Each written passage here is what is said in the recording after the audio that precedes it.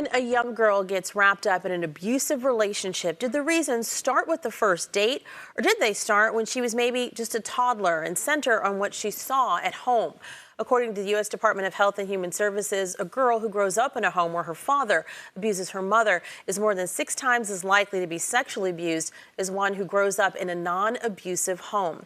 Beth Hassett, the CEO of WEAVE, which stands for When Everyone Acts, Violence Ends, here with me live now to talk about the generational impact of abuse. Beth, good morning to you. Good morning.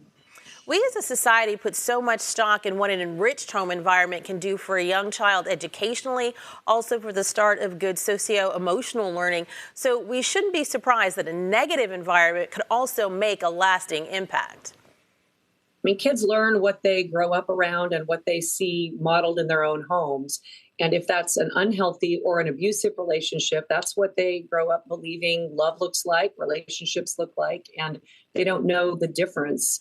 We certainly know that adverse childhood experiences increase the chances that somebody will become a victim of domestic violence. Often we hear from victims of domestic violence, oh, but she or he never touched the kids, never spoke that way to the kids. But the kids are being touched by these situations. And that has led WEAVE to look into a 2-generational approach for healing, domestic violence counseling for the parent and prevention work with the child, right?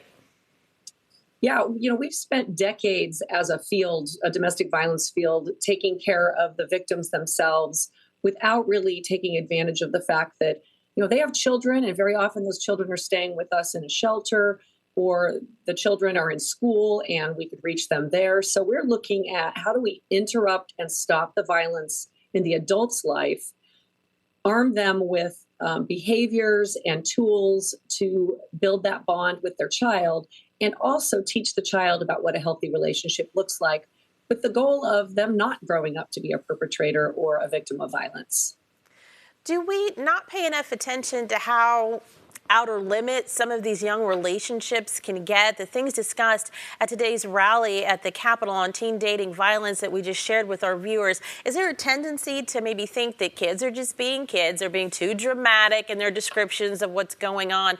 And are we giving maybe what may be red flags enough credence?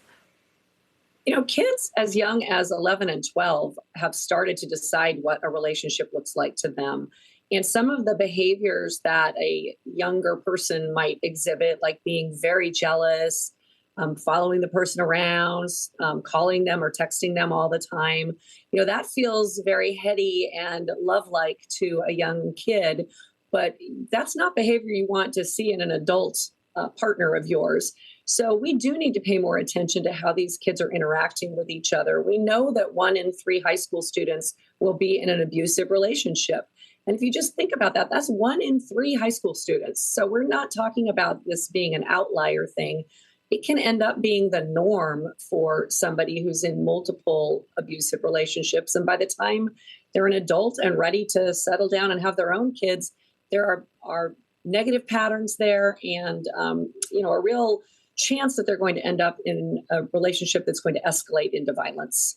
We are almost out of time, but just quickly, what is the one thing a parent who's maybe thinking they're watching a relationship of their child that isn't going in the best direction, what's the one thing that they need to say to kind of start that conversation and not make the child perhaps cleave more to that romantic partner because mom or dad doesn't like them, so they must be more cool?